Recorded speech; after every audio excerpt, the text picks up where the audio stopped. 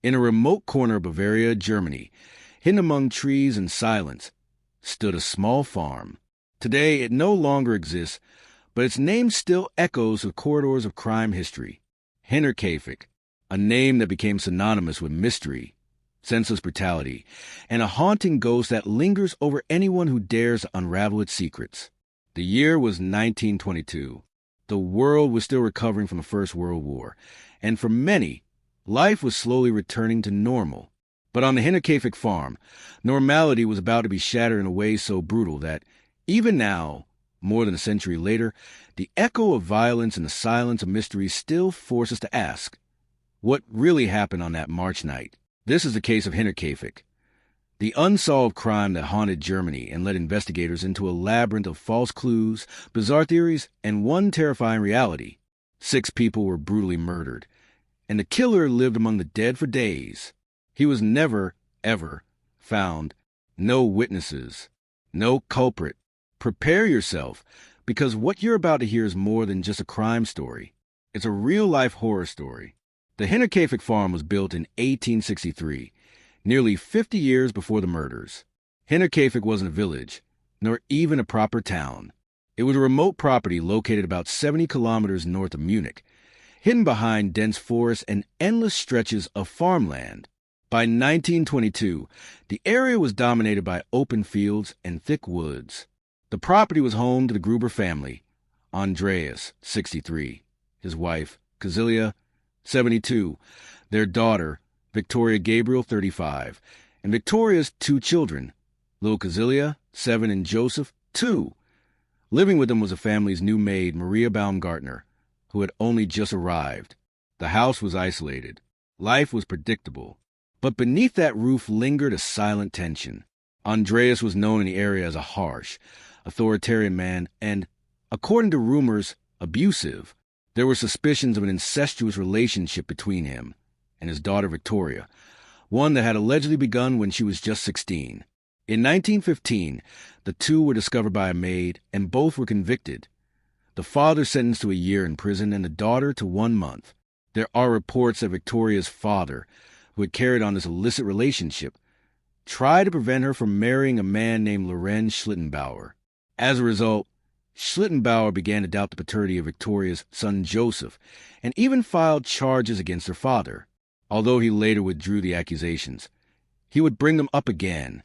The farm was quiet, far too quiet. Yet at first, no one suspected a thing. The murders were not an isolated event. They were preceded by a series of occurrences so strange and chilling that, if not reported by witnesses, they would sound like the script of a horror film. The first sign that something was terribly wrong came about 6 months earlier, when the family's previous maid abruptly quit her job in fear. She claimed the house was haunted, that she heard voices and footsteps coming from the attic. She left and never returned. About a week before the massacre, the tension escalated dramatically. Andreas Gruber discovered a strange newspaper in the kitchen, one he hadn't purchased. He tried to find an explanation, but no one in the household knew how it had gotten there. Soon after, he came across something even more unsettling. Footprints in the snow. They led from the forest straight to the farmhouse door, but there were no tracks leading back. What could that mean? Someone had arrived, but never left. Andreas tried to share his fears with the neighbors, but most dismissed him, perhaps because of his reputation as a difficult man. Still, the signs grew harder to ignore. Footsteps echoed from the attic. The family heard voices and movement above their heads. Yet whenever Andreas climbed up with a lantern to investigate, he found nothing. Their dog barked into the emptiness at night. Objects began to disappear, and the final straw came when a set of house keys went missing. Andreas searched everywhere, but they were never found. And then, on the afternoon of March 31st, the stage was set.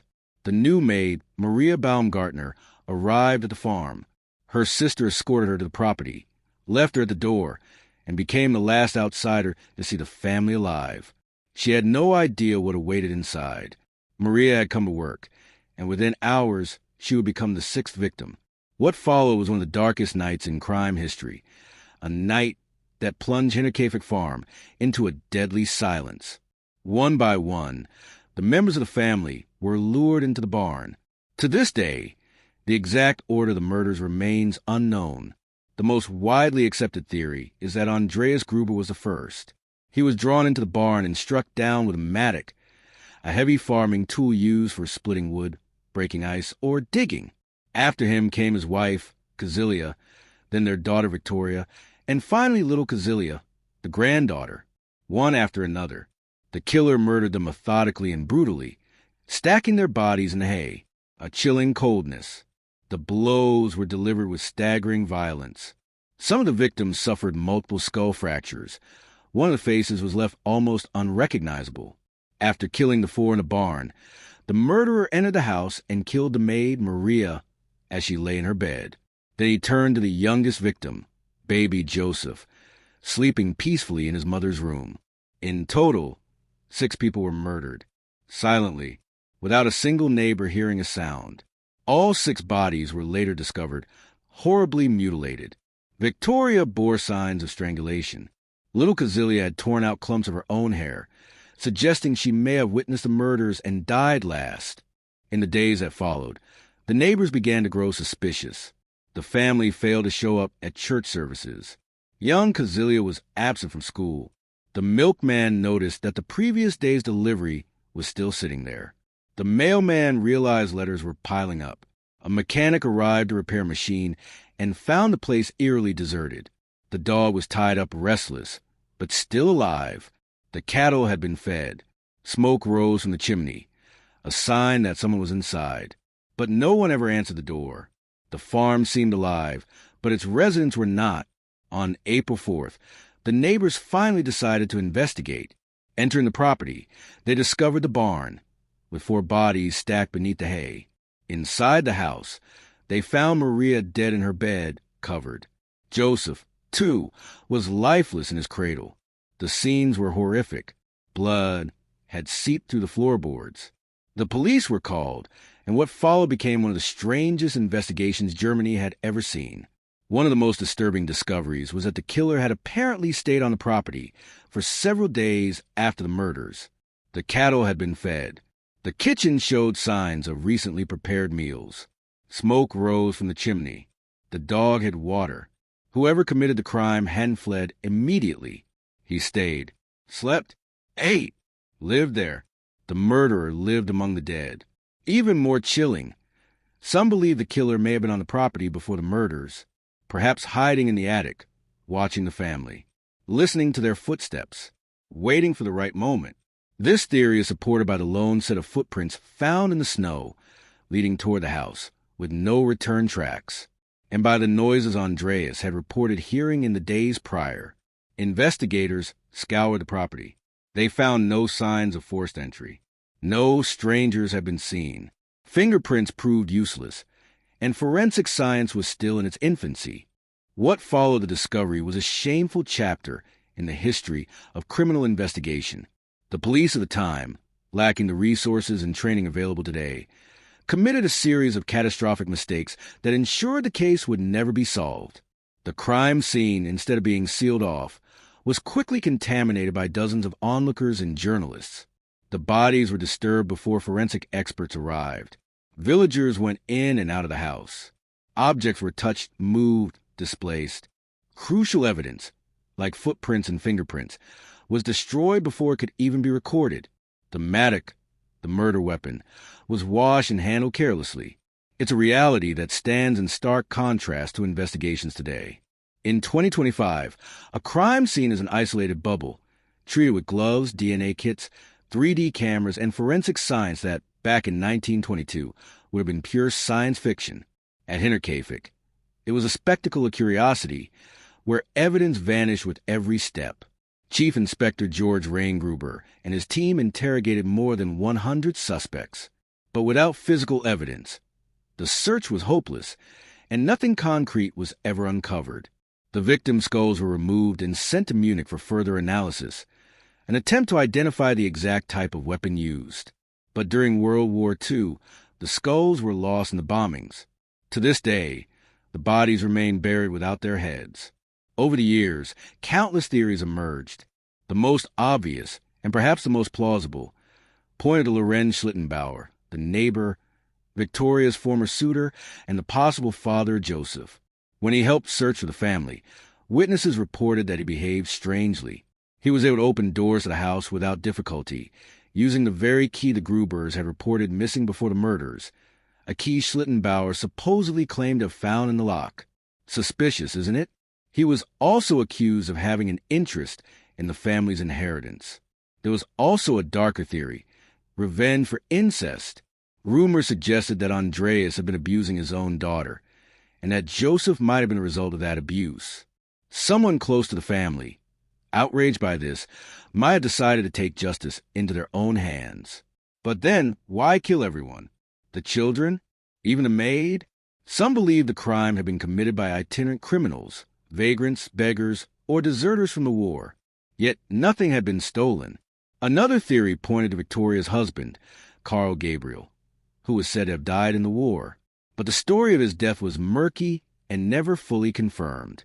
A crime of passion was also considered. Perhaps Victoria had been involved with someone who felt betrayed, rejected, or deceived. An unsent letter found among her belongings hinted at a possible secret affair.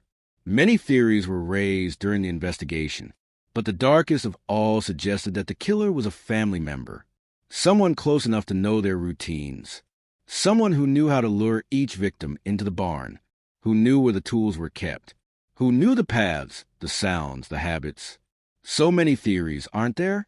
Yet none were ever proven, and no one was ever arrested. In the end, every theory ran into the same wall, the lack of evidence. The case was reopened and closed several times, but never with conclusion. The mystery of Hinterkaifeck remains, a monument to investigative failure and to the unfathomable nature of evil.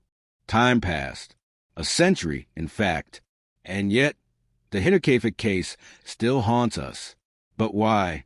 Why does this crime on a small, isolated farm continue to fascinate us? To me, what makes this case so terrifying is a combination of horror, mystery, and the chilling realization that evil was so close, so present, that it became a member of the household for days. The killer's coldness, the fact that he cared for the cattle and ate the family's food, confronts us with a version of evil stripped of all emotion. This was not an impulsive murder. It was calculated, cruel, and carried out with unnerving calm. Perhaps the murderer left forever. Or perhaps he simply returned to the nearby woods and continued his life as if nothing had happened. No one was ever arrested. The farm was demolished in 1923. The Gruber family lies buried in a nearby grave, but without their heads. Today, the site is marked only by a small wooden cross. Yet the mystery remains. With the destruction of evidence, the case faded into whispers, but the mystery only grew stronger.